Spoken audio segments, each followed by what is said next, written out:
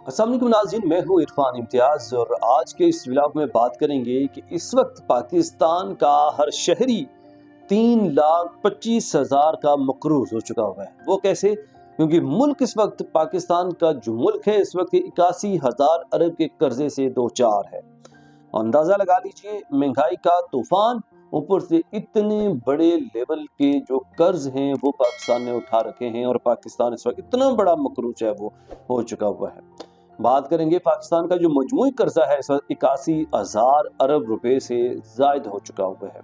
Senator Saifullah Abdu की ज़ेर सदारत सेनेट की कायमा कमेटी इक्तिसादी उमूर का इजलास हुआ, जिसमें IMF समेत बैरूनी और मकामी कर्जों का मामला ज़ेर बहस आया। और इसमें यह पता चला ये डिजिट जो इतने बड़े हैं, इतने बड़े लेवल के जो कर्जे पाकिस्तान ने उठा रखे हैं।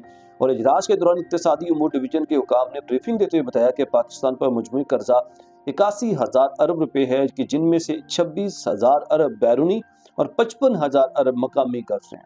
मतलब इसमें से 81,000 अरब में से जो 26,000 है वो बैरूनी कर्जे हैं और जो 55,000 अरब हैं वो मकामी कर्जे हैं, जो लोकल गवर्नमेंट में लोकल की किसी भी सोर्स से लिए हुए हैं।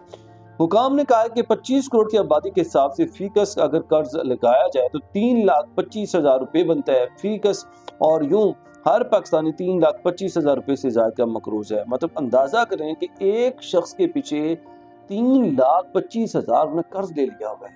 ये इंतहा है हमारे मुल्क की यार। हो क्या रहा है? ये इतना पैसा जो अरबों के टैक्सेस इकट्ठे होते हैं, इतने ज्यादा किधर जाते हैं आखिर? फिर भी इसके बावजूद IMF से इनको कर्ज लेने पड़ते हैं और मतलब मुल्क जो है कर्जे में डूब चुका हुआ है इस वक्त। नाज़रीन, इसके अलावा बात करेंगे ये ख्वाजा साद रफ़ीक ने जो पेट्रोलियम मसनूआत के हवाले से भी एक अहम बात बयान दिया है। उन्होंने कहा जी कि मुस्लिम लीग नून के ये रहनुमा हैं, साबिक वफाकी वजीर भी रह चुके हैं। ख्वाजा साद रफ़ीक ने कहा कि हुकूमती मजबूरियाँ अपनी जगह, लेकिन पेट्रोलियम मसनूआत की कीमत में इजाफे से महंगाई की बदतरीन लहर आएगी। और सोशल मीडिया पर अपने पैगाम में ख्वाजा साद रफ़ीक ने लिखा कि पेट्रोलियम मसनूआत की कीमत में होशरुबा इजाफे से महंगाई की बदतरीन लहर आ गई है। हुकूमती मजबूरियाँ अपनी जगह, लेकिन आम आदमी जिएगा कैसे?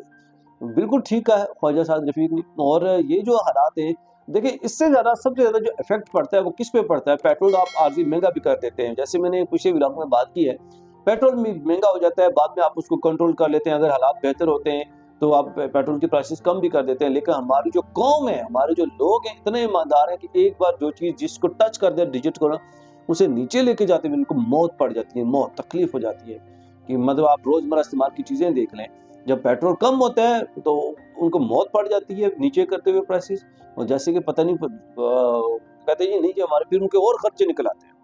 तो ये जो चीज़ है ना, ये जो तूफान महंगाई का, ये बड़ा मसला करेगा। और आइंदा आने वाले अरसे में फिर मुल्क में जो एक चीज़ जिस डिजिट को टच कर जाती है वो वही मेंटेन रहती है, वही कायम रहती है और बड़ा मसला बन जाता है अवाम के लिए। साबिक वफाकी वज़ीर ने यह भी कहा कि ईरान पर अमरीकी सुहानी हमले फुल ख़त्म ना हुए तो तीसरी दुनिया के करोड़ों लोग भूखे मरेंगे। ख्वाजा साद रफ़ी ने लिखा कि अगर गरीब आदमी IMF को इशारे को पूरा करते करते गरीब मर जाएगा और मुतवसत तबका खत गुरबत से जो है नीचे चला जाएगा। और साबिक वफाकी वज़ीर ने कहा कि ईरान पर अमरीकी सुहानी हमले फिर ख़त्म ना हुआ तो तीसरी दुनिया के करोड़ों लोग इस वक्त भूखे मर जाएंगे। हालात यही हैं, बस दुआ कर सकते हैं कि एक तो जंग का जो असर है वो भी ना हो, जंग जल्द अज जल्द ख़त्म हो, और दूसरा हमारे जो हुक्मरान है अल्लाह पाक इनको हिदायत दे।